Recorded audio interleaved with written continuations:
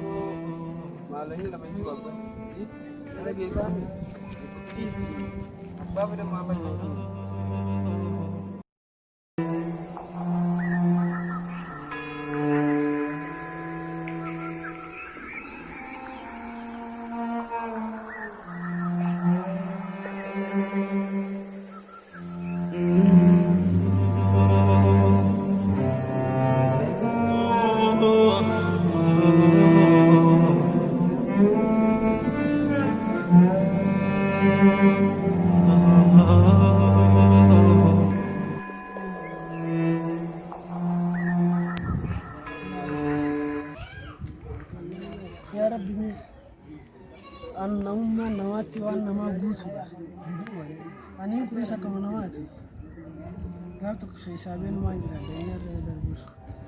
Garuu immoo ta'in madarbitu maaru garuu guyyaa tokkoofanis hisaabee yaa rabbi ni dandeessa. Namummaa namaa guutuunis ni qaba mirga namummaatis yaa rabbi xiyyatummaan akkamiitu naqalu. Gaaf tokko hisaabeen waan baanisiisu.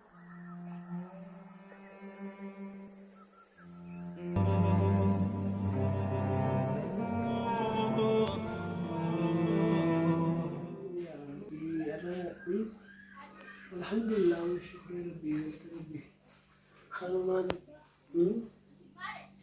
hisabi akan mana kabadi gaba sanuni ihsan dilamni san alhamdulillah wala musalli amma mali buda magalat chibiti wana kuchu wana kholi bite ufarra sitti وياتي خرج لقى نشاط مريض وياتي نشاط زين قرر ما لي يوقف في ولا الناس الحمد لله رب العالمين ما قال خلنا تشوفي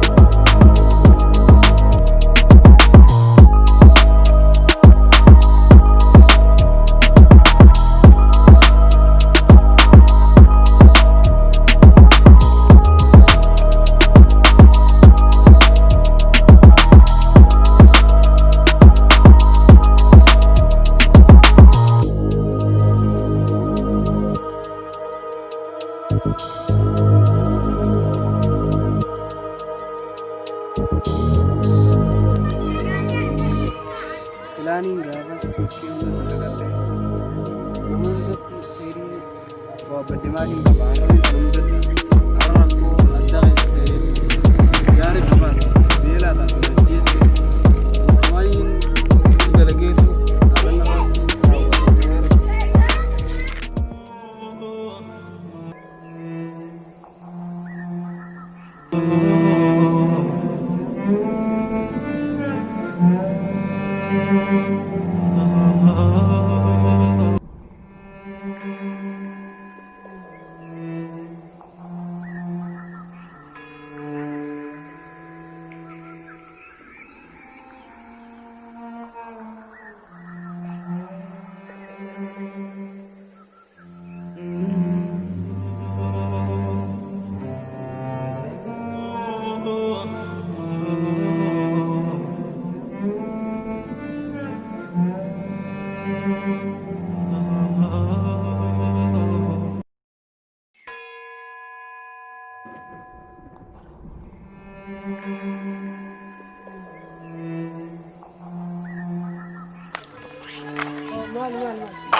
Mana garaan beekamu.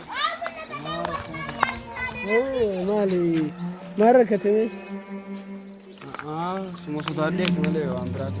Yeroo ati simboo fi har'a dura garuu waan nagooteef.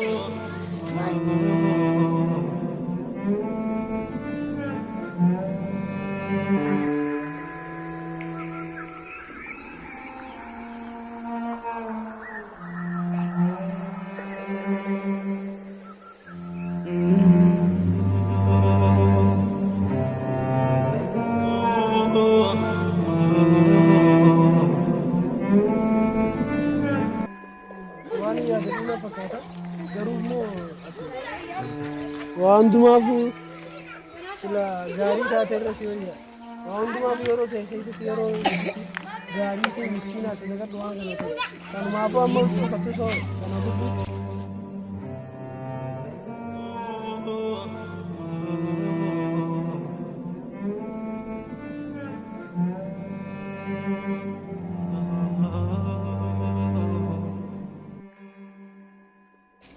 Qabaddu. Amma asii jireenya keessa yoo gaarii namaaf sadaqattee waa taate harkuma sanii si bira jechuudha. Asirraa dura akkas Saayii kun jijjiiramaa siin jira. Waan kanaaf jijjiiruun si galatama. Ayyee rakkoon qabu garuu immoo nama guddasoo baasanii hawaasni jira waan hundumaafu mana kiyya dheeqeeti nyaataas nyaattee jijjiirrattee qaamaas dibattee.